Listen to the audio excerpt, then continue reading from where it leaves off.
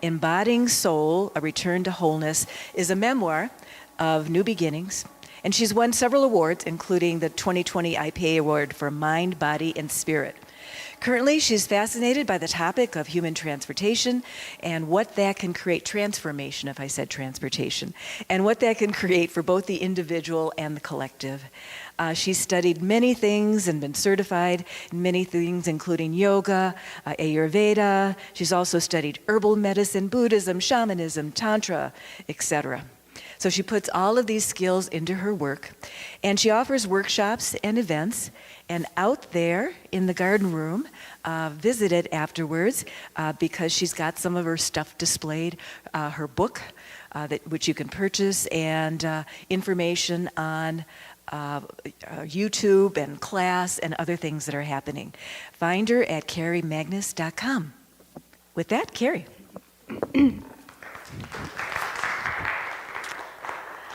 Thank you. Good morning. Happy solstice weekend. Good to see you all here. And I'm always honored to have the opportunity to get to share with you. It's such a privilege, so thank you for having me.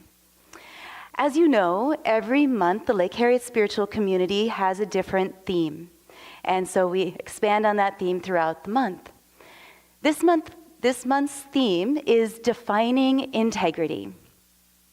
And when I first heard that, it sounded familiar.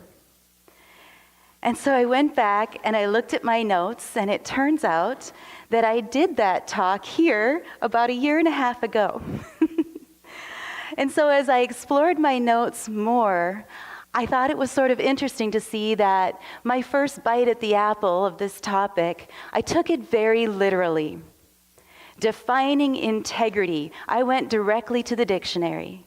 And I went to my synonym finder, and I went down the path of etymology. What is the origin of the word? Where did it come from? How do we use it? And so I shared some of this information, such as the original meaning of integrity was purity, innocence, and blamelessness. And that has changed over time to mean something more like soundness, wholeness, and completeness. And I shared the root word, integer, meaning whole, like a whole number, and integral, meaning centered to something. And so we talked about integrity being something that feels whole and sound and true. And the synonyms, of course, are words like alignment and solidarity and unity. But I shared my own definition of integrity as well, which to me means to align to one's truth, to be in your true north, to be a beacon of light onto yourself, to know your own path, to not wear anybody else's truth as your own. So in order to be in integrity, then you have to know your truth. And I talked last time about how integrity looks in relationships, how it might look in work, how it might look in your passions. And I found it, again, interesting that I took a very left-brained approach to it. And as a writer, that doesn't surprise me too much. I do like words. My favorite book is The Synonym Finder. So this is logical, but here I get this second chance to take this same topic of integrity and maybe look at it a little differently. Maybe instead of a left-brained approach to it, we take a more right-brained approach to it and see how the word feels.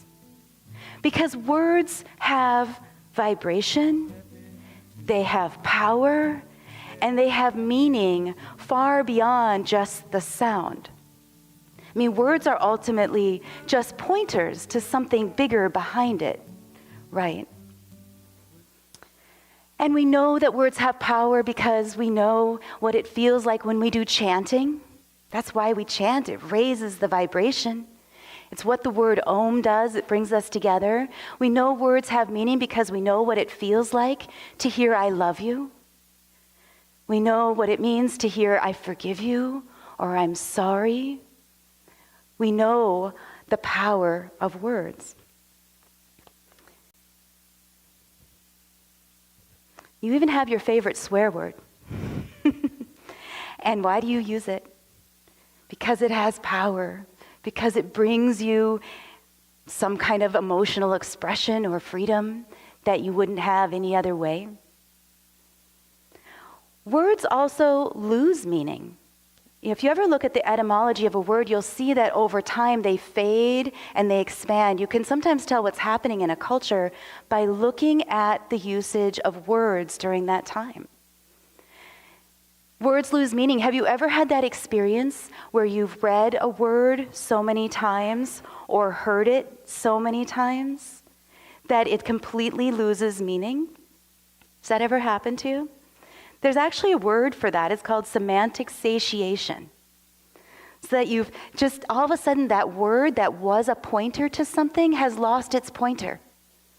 And now it's just gobbledygook, right? It's like a foreign language. I love to watch foreign films because you know that they're speaking all of these words that mean something to them and they're responding to those words. But it's not resonating for me, so it's this very interesting experience of being outside of that meaning. And words change meaning over time. I mean, what does sick really mean right now? What does cool mean? And buzzwords lose power. Empowerment doesn't really have the same energy as it used to have. Phrases like, we'll circle back, starts to lose meaning over time. Words and phrases, they change and they shift, and they mean something more to you than they might to me. We all have our favorite words that invoke something in us. Words create feeling and emotion and thought and patterns and memory and images. Because let me tell you, what if I said that my favorite flower is a dandelion? My favorite mammal is a bat. My favorite kind of art is graffiti. And my favorite band is Nickelback. Did you have some thoughts? Some ideas? Some reactions? Did you get curious? Did you feel like laughing? Did you have some kind of a response? Did an image come up? When I said that a dandelion was a flower, did you think it's a weed? Right? So one word can create a whole thought process, can open up a memory, can make us feel something different. Words can also be destiny. When I say that my favorite flower is a dandelion, it's because when I was a little girl, I used to pick them on my way home from school. And I'd give them to my mom, and she'd put them in a vase of water by the sink, and it made me so proud. And then, of course, I got older, and I learned that dandelions were only a weed, and so I stopped doing that, and I started treating them like everybody else did. Right? But why is a dandelion a weed? I mean, here is this flower that can grow without our help. I mean, maybe that's how we define a weed, something that isn't needing us. Here's this plant that can grow in the most inhospitable places, like sidewalk cracks, with deep, deep roots. So how is that not something to admire versus something to admonish? Here is this plant that offers up the life cycle so beautifully, right? The bud, and then the yellow flower, and then the white flower, and then the letting go. It's a beautiful metaphor of transformation. Why not honor that? And the dandelion, you can use all parts of it medicinally. I mean, you can have dandelion root tea. You can have dandelion leaves in your soup or your salad. But the dandelion is considered a weed, and so that is its destiny. And so we cut it down, we poison it, we don't bring it into our house next to the roses, because the roses we've deemed as a flower, even though they have thorns, even though they are much harder to care for and are much more delicate. But words create destiny. And they do that for us too.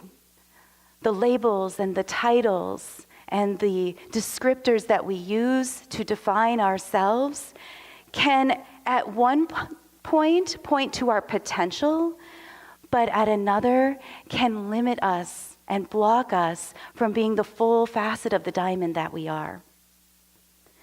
I love taking tests like the Enneagram and human design, right? And the Myers-Briggs, sun sign, moon sign, Harry Potter house, Game of Thrones family. I mean, I love doing all of those quizzes to find out more about myself. But these words can sometimes be limiting, and they can create a destiny. Let me give you an example. When I first learned that I was an introvert, it was very freeing for me, because now I finally understood why sometimes I don't reach out when I need somebody, or why sometimes I might not go to a party or to a social gathering that I might actually enjoy, because I'm an introvert. So what originally freed me can eventually become my excuse to not grow anymore. And we do this to each other too. You know, we find out a few things about somebody, whether or not they're married, maybe their political affiliation, maybe their job, and we decide that we know them, and we forget to go into that deeper place of wholeness and completeness that they really are. And finally, words are very powerful, and a single word can change your life. And for this, I want to share a story that I have never shared before. This was in 2005, so I realize it's been almost 20 years. And I was just building my yoga teaching practice at that time. But not only that, I was studying yoga like nothing else mattered in my life. I was studying it. I was taking every class, every intensive, every workshop. I was traveling as much as I could. I wasn't just studying the poses. You see, I was studying the philosophies. I was reading the books. I was going all the way into who are we, why are we here, what is a soul, what happens to us when we die, what is my purpose. Yoga was that thing that gave me permission to start asking all of these questions. And I was building a life around it. But what happened is, as I was digging, I eventually hit a root, and I couldn't go any further. And that root was organized religion. Because I was raised Protestant. I wasn't strong in our family, but it was there. And so I certainly still considered myself that, and pretty soon these two philosophies, they weren't matching up for me anymore.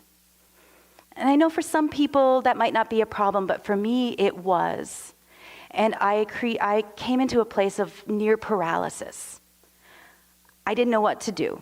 Give up my yoga teaching practice, stop my studies, give up my religion.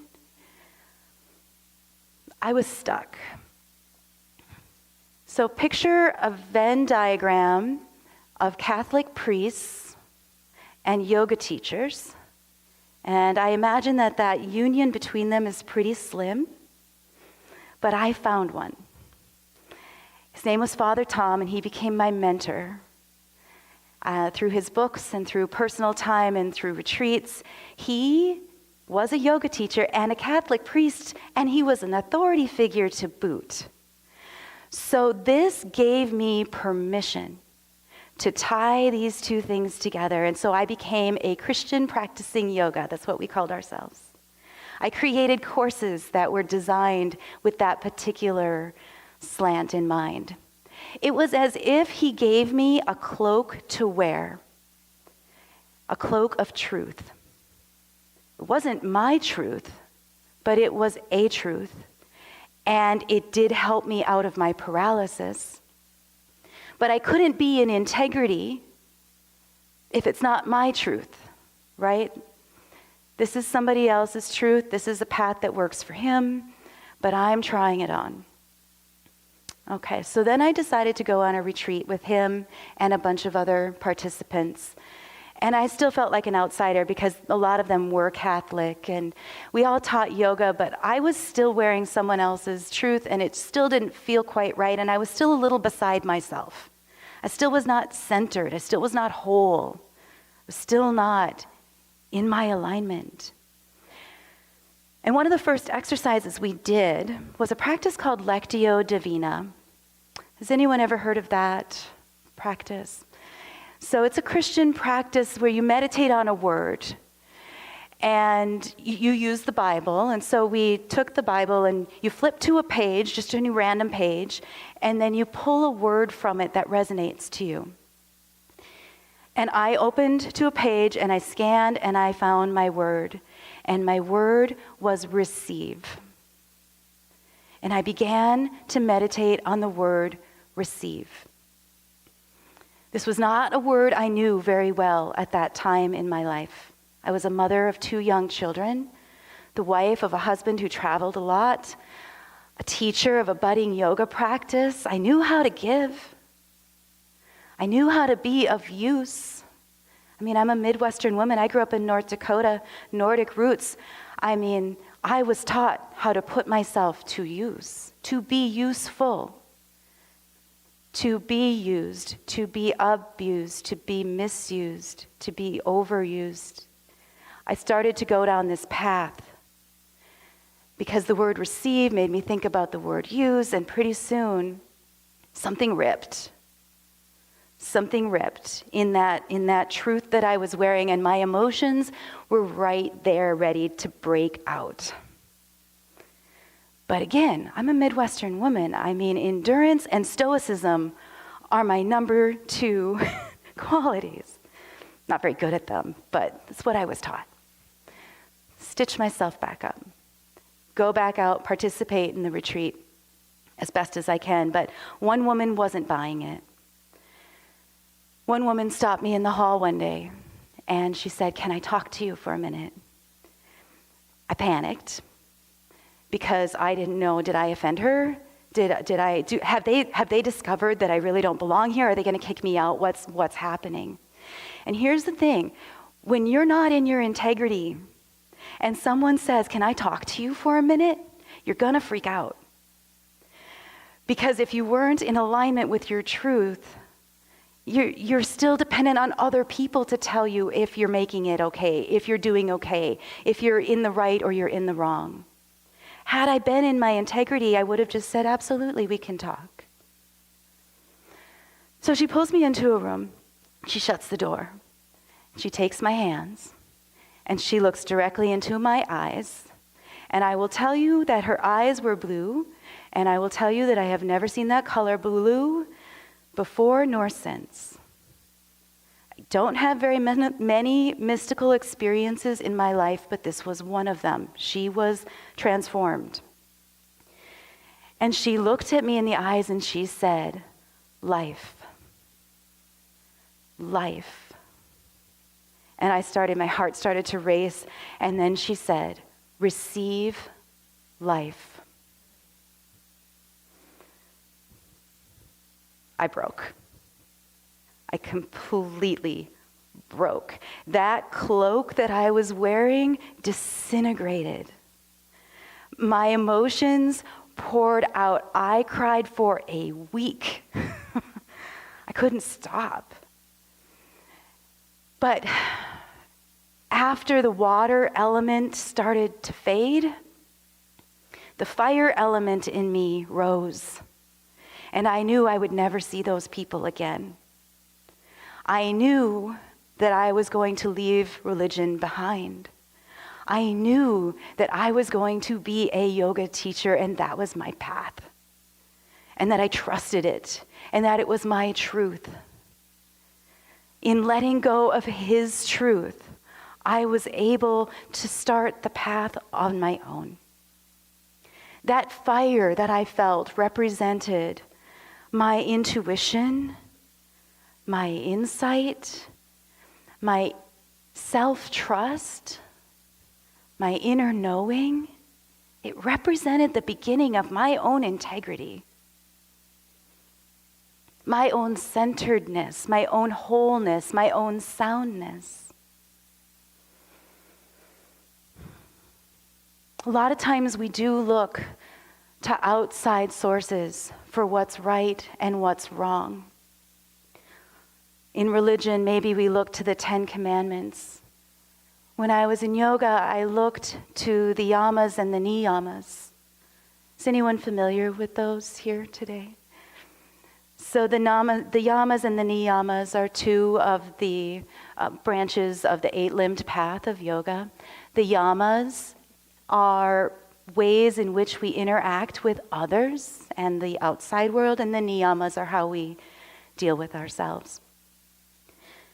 There were 2 yamas that were my favorite. Ahimsa, which meant non-harming, and satya, which means truth. And so as far as I could tell, these 2 were almost more important than anything. And these were the 2 I committed my life to, non-harming and telling the truth. But again, they're outside. And anything outside, it's going to be black and white. It's not going to have the complexity that you really need to make decisions in life. Let me give you a very simple example about just these 2 that might seem really easy. Imagine you're meditating in the woods. It's peaceful. And all of a sudden you hear a rustling nearby, and you open your eyes, and there's a deer running by. And you take a minute to just admire the beauty and grace of the deer, and then you return to your meditation. And a couple minutes go by, and you hear another noise, and you open your eyes, and there's a man standing there with a gun. And he asks you, which way did the deer go?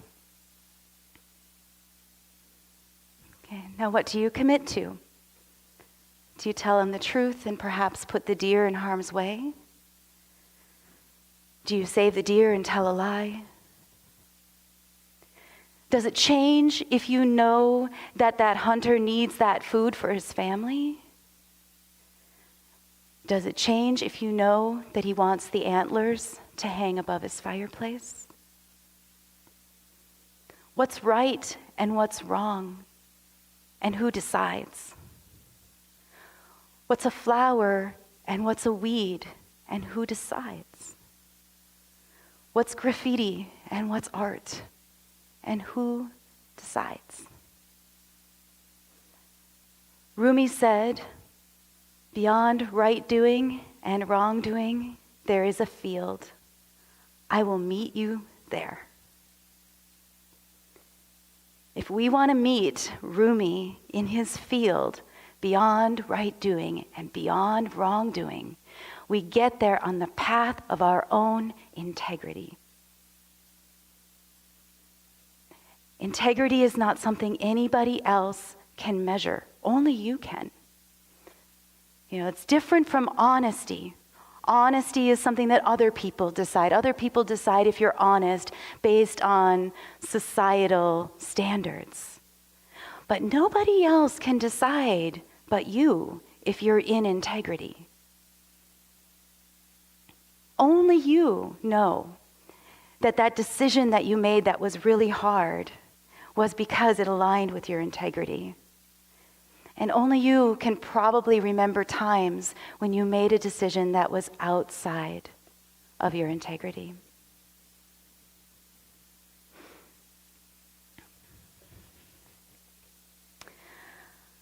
So I want to take a minute here and give you a chance to experience this for yourself, the power of a word.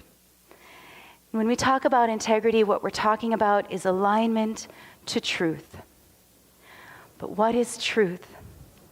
And especially these days, what is truth, right?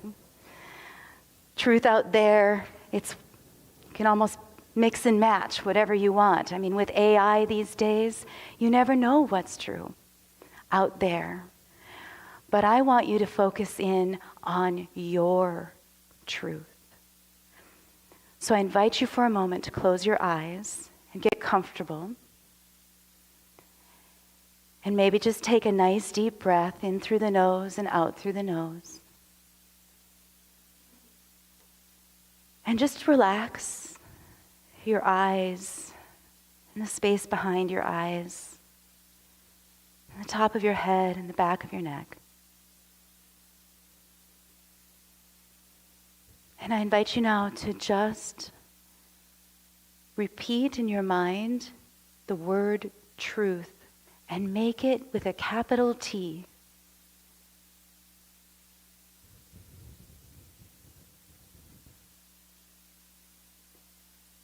Let it expand in you. Let it show you. Let it take you beyond the pointer.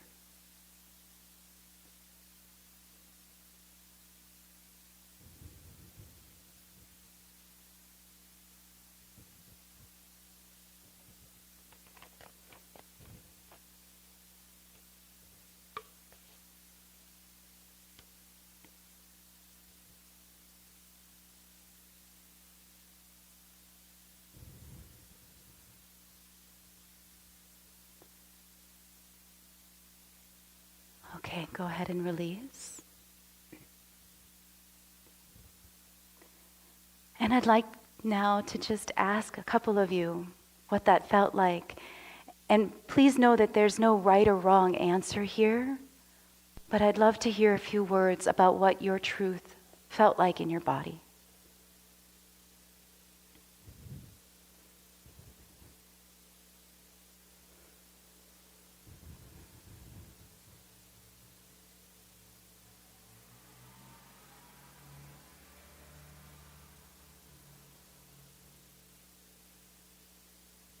Couple ideas? For me, light.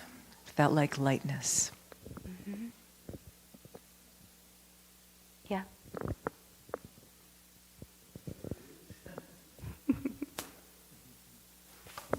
Freedom to be myself and not have to cater to anybody else or anything else.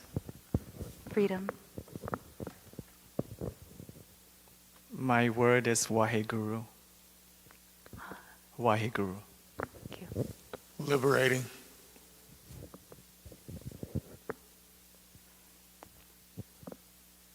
Lovely. Yeah.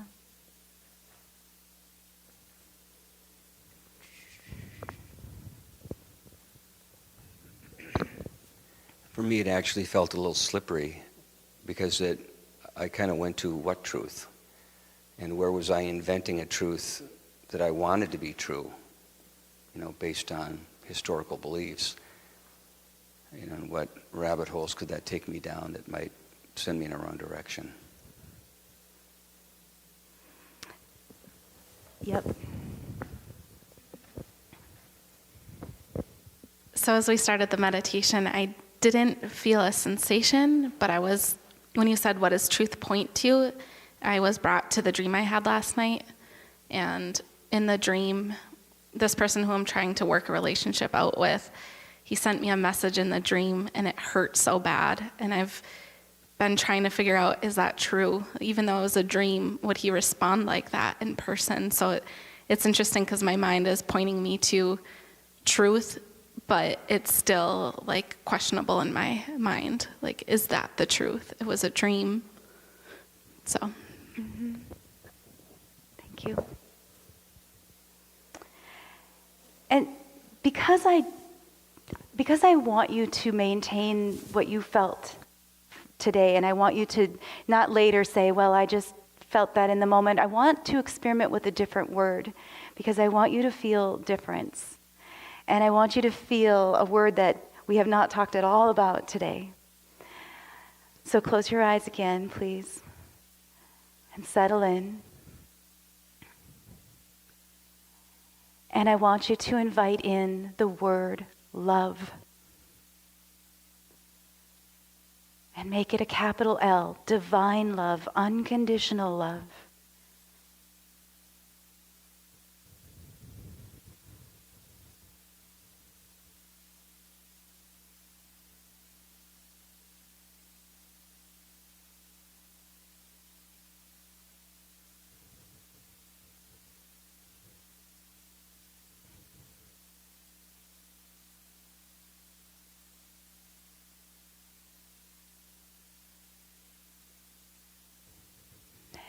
And gently release.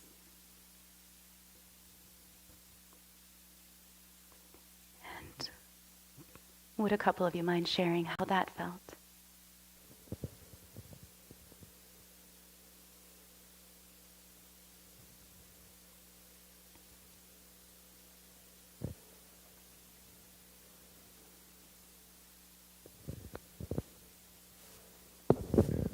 One thing I've been trying to do with that word love is to be non-judgmental and just give that other being, that other essence, the freedom to exist just like I do. So I try to do that with flies. That's a difficult one. Mm. So that fly has as much a reason to be alive as I do. So I have to train myself to, instead of killing the fly, to open the door and try to get the fly to go out. I don't want to live with the fly, but the fly has a right to be outside. And it's the same, well, I like spiders, but some big spiders, I do send them out. They have a right to live just like I do, so why not love them for what they are and they're doing? Another one is vulture. Without vultures, we would all be dead because there would be disease like incredible all over the earth. So vultures need to be venerated because they clean up everything and they take in the disease that could pass to us. So it goes on and on. But they all have a function and they all need to be loved in their own existence. Thank you. When I think of love, the word that comes up for me is satnam. Just a pure unity of oneness and feeling that there's a dissolution between barriers between me and others, and feeling like we're all in this ocean of I feel like I'm in this ineffable ocean of empathy and compassion, and just when I can understand someone's pain, that's when I feel deep love. Thank you. Thank you. One more.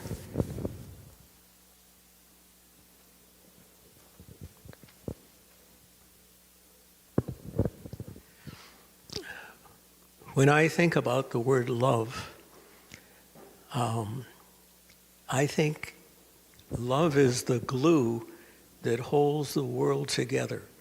It holds our society together. It holds our families together. It holds us together. So it's kind of an encompassing word. There's a lot of encompassing words, but that's how I feel about love. It's the glue that holds things together. That's beautiful, John. Thank you. So we agree that the words feel different. They carry different energies. I want to get back to this idea of truth being slippery, too. And I'm glad that you said that. Because the first time I did this meditation on truth, I felt grounded and stable and secure and rooted and seen and exposed, but in a very safe way. I felt all of those things. And I was in a group of people where someone said, more similar to what you said, slippery, insecure, movable, changeable. And so when I think about these two, I think, well, what's true there? Is it this grounded, stable, steady thing that you can count on? Or is it slippery and maybe we can't trust it? So let me tell you a story about the 3 blind men and the elephant. So there are 3 blind men who have never seen an elephant before in their lives. They know nothing about it. But they're going to go get a chance to get to know it. So the first man, his hand is placed on the elephant's trunk. The second man, his hand is placed on the elephant's ear. And the third man, his hand is placed against the elephant's flank, his side. This is their experience. And then afterwards, someone asked them, well, so what is an elephant? And the man whose hand had been on the trunk said, "An elephant is like a snake. It's like a thick, ropey snake that's moving and swaying." And the second man, whose hand had been on the elephant's ears, said, "That's not right at all. An elephant's ear is kind of thin and like a kite, and it's floppy. That's an elephant." And the third man says, "You're both out of your mind. An elephant is strong like a wall. It's immovable." And they begin to argue about the truth of what an elephant is. And you can imagine that the more that they argue about it, the more they get steadfast in their positions, because it was their experience. It was real. And so for them to deny their experience, or for them to embrace somebody else's, feels like a denial of their experience to some degree. So they have two options. They can keep arguing, or they can say, you know what, maybe truth is bigger and more complex. Maybe it's even paradoxical. Maybe it can be stable and strong, and it can be like a kite, and it can be like a rope, all at the same time. So the elephant is that truth, and we are the blind men, all of us having just one touch, one particular perspective, one particular approach, one particular set of experiences that give us this idea of what truth is. And I think our journey as human beings is to continue to relate to others, as you said, and bring in their experiences and make our truth even bigger. That's the difference to me between a small case truth and a capital T truth. Capital T truth is that thing that is the whole piece that we will only ever get a little piece of. But once you find your truth and you have that steadfastness, then you know your true north. You know what decisions to make next. You are in your integrity.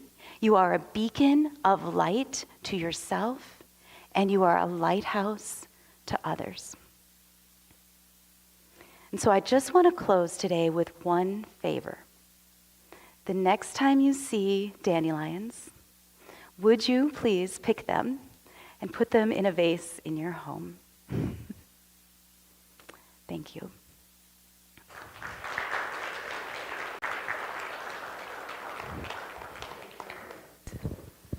And now it's time for our offering. Keri's going to be back to do our closing circle here.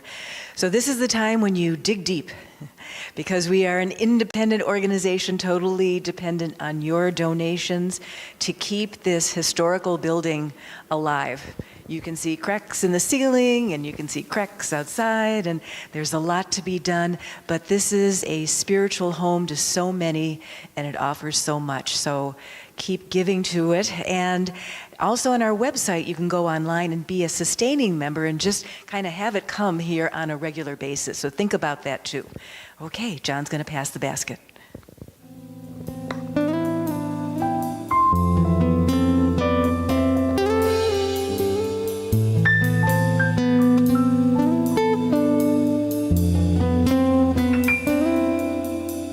I'm sorry, please forgive me.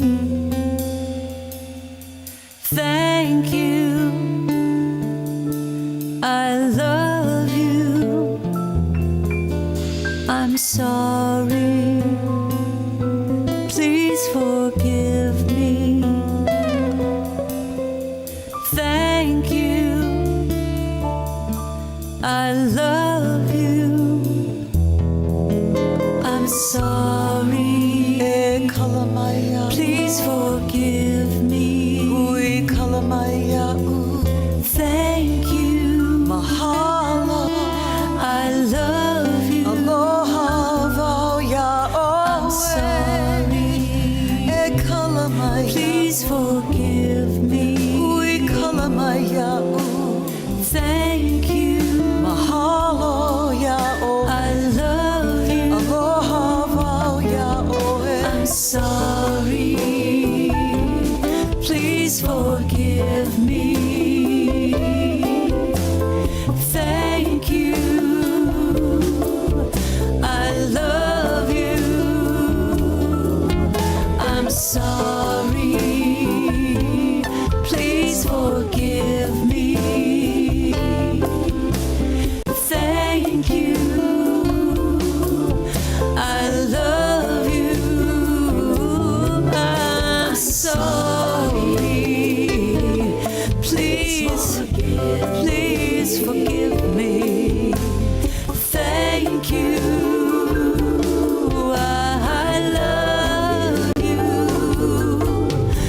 sorry, so sorry. Please forgive me. Thank you. I love you. I love you. I'm sorry. Please forgive me. Thank you. I love you. I'm sorry. Please forgive me. Thank you. I love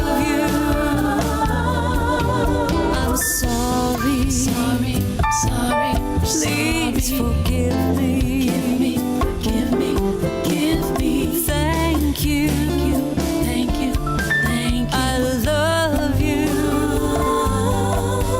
I'm sorry. Please forgive me. Thank you. I love you. I'm sorry. Please forgive me. Thank you. I love you. I'm sorry. Please forgive me. Thank you. I love you. I love you. I'm sorry. Please forgive me. Thank you. I love you. I'm sorry. Please forgive me. Thank you. I love you. I'm sorry. Please forgive me. Please forgive me. I forgive you. Will you forgive me? Okay. So we have a tradition of blessing the offering. So, if you'll join me,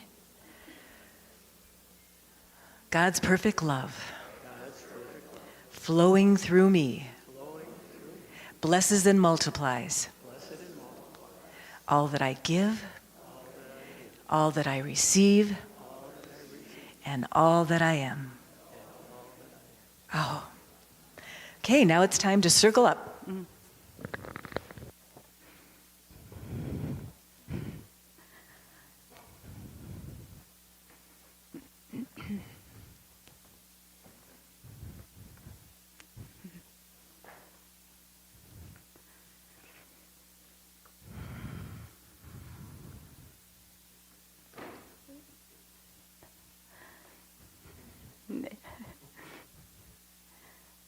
There, we're getting there. There we are. Oh, good to see you all a little closer up. All right, let's just take a minute here. Close our eyes. Feel your feet on the floor. Take a nice deep breath in through your nose, out through your nose. Bring your awareness to the bottoms of your feet. And imagine roots sprouting from your feet down into the ground, intertwining and spreading and reaching and connecting everyone here. Just like those dandelion roots digging way deep down. And keep going down all the way to the center of the earth, to the integrity of the earth. And feel yourself click into that, plug into that source. Now breathe in energy from the earth up, back up through the root system, back into your feet, and then let it continue to fill up your legs, your hips, your spine, one vertebrae at a time. Let that energy lift and open your heart so that you can receive that nourishment. Let it help you feel stable and grounded. Let it lift and open your chin, soften your jaw, relax your eyes. Feel your center, your stability, your alignment. And feel how it interacts with everybody else's. And how they don't push off each other, but rather they connect and merge and create even a bigger picture of truth and wholeness. Extend this energy up through the crown of your head and let it ascend like a beam of light all the way up into the heavens, where it connects as well. And now breathe down the energy from the heavens, the openness, the lightness, the love. Let it merge in your body with that groundedness and that stability in that space of both satya and ahimsa, truth and non-harming, love and truth, being by ourselves and being together. Now send energy out your right palm to the person next to you, and let's just send it around in a circle a few times. Send through your right, receive through your left.